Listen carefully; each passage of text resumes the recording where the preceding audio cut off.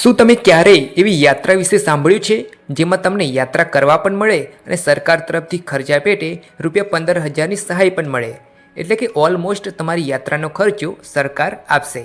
હા મિત્રો, આજે આપણે વાત કરવા જઈ રહ્યા છીએ ગુજરાત સરકારની એક ખાસ યોજના વિશે, જે સીધી જ સિંધુ દર્શન યાત્રા સાથે જોડાયેલી છે.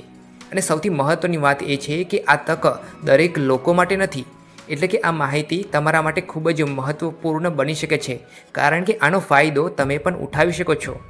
જી હા મિત્રો, આગળ વધીએ એ પહેલાં એક નાની વિનંતી કે જો તમે આવી જ સરકારી યોજનાઓ અને ઉપયોગી માહિતી સમયસર આપણી ગુજરાતી ભાષામાં મેળવવા માંગો છો તો હમણાં જ ચેનલને સબસ્ક્રાઈબ કરી લો, જેથી કોઈ પણ મહત્ત્વપૂર્ણ અપડેટ તમે ચૂકી ના જાઓ. તો મિત્રો, હવે વાત કરીએ આ યોજનાની વિગતવાર માહિતી વિશે. તો ગુજરાત સરકાર દ્વારા શરૂ કરવામાં આવેલી આ યોજના ઉદ્યોગ અને ખાણ વિભાગ દ્વારા અમલમાં મુકાઈ છે, જેમાં લેહ લદ્દાખમાં યોજાતી સિંધુ દર્શન યાત્રા માટે ગુજરાતના યાત્રાળુઓને પ્રોત્સાહન આપવામાં આવે છે.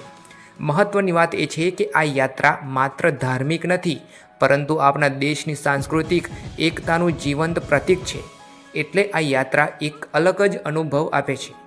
હવે અહીં સૌથી મહત્ત્વનો ફાયદો સમજીએ કે આ યોજના હેઠળ દરેક પાત્ર યાત્રાળુને ₹15,000 સુધીની આર્થિક સહાય આપવામાં આવે છે, જે યાત્રા ખર્ચમાં મોટી મદદરૂપ બને છે.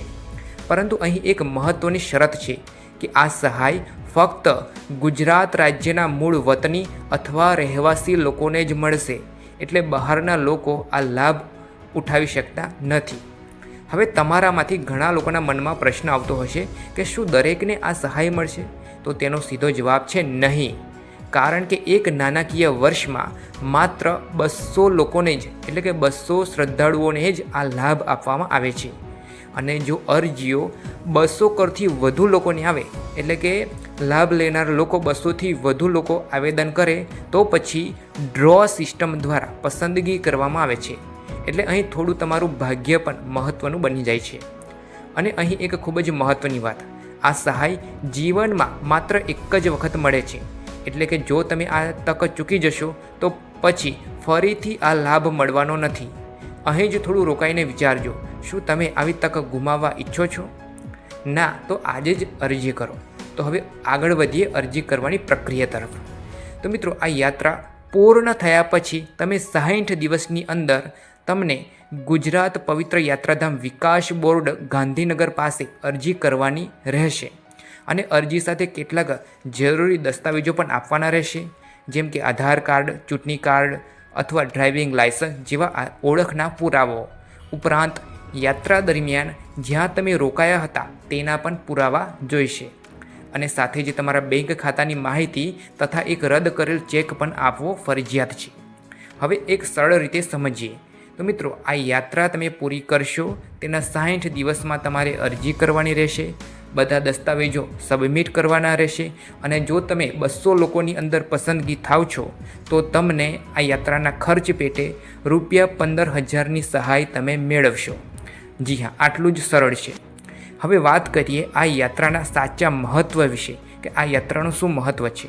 તો મિત્રો, સિંધુ દર્શન યાત્રા દર વર્ષે જૂન મહિનામાં 4 દિવસ માટે લેહ લદ્દાખમાં યોજાય છે, જેમાં દેશના અલગ અલગ ભાગોથી લોકો પોતાની સ્થાનિક નદીઓનું જળ, એટલે કે પાણી લઈને આવે છે અને આ સિંધુ નદીમાં અર્પણ કરે છે. અને આ પરંપરા આપણા દેશની એકતા અને સંસ્કૃતિને એક સાથે જોડે છે. આ એક એવી યાત્રા છે જે તમને માત્ર આધ્યાત્મિક શાંતિ જ નહીં, પરંતુ ગૌરવ અને એકતાની પણ લાગણી અનુભવ કરાવે છે. તો મિત્રો, જો તમે પણ આ અનોખી યાત્રાનો ભાગ બનવા માંગો છો અને સાથે સરકારની સહાયનો પણ લાભ લેવા માંગો છો તો સમય બગાડશો નહીં, કારણ કે તક સીમિત છે અને સ્પર્ધા ખૂબ વધારે છે. આખરે એટલું જ કહું કે આવી તક વારંવાર મળતી નથી, અને જ્યારે મળે છે ત્યારે તેને પકડવી ખૂબ જ જરૂરી બને છે. તો આજે જ તૈયારી શરૂ કરો, માહિતી મેળવો અને આગળ વધો. અને હા, આવી જ ઉપયોગી અને મહત્ત્વપૂર્ણ માહિતી માટે ચેનલને મિત્રો ચોક્કસથી સબસ્ક્રાઈબ કરજો. મળીએ આગામી નવા વિડીયોમાં. ત્યાં સુધી આવજો. જય હિન્દ, વંદે માતરમ.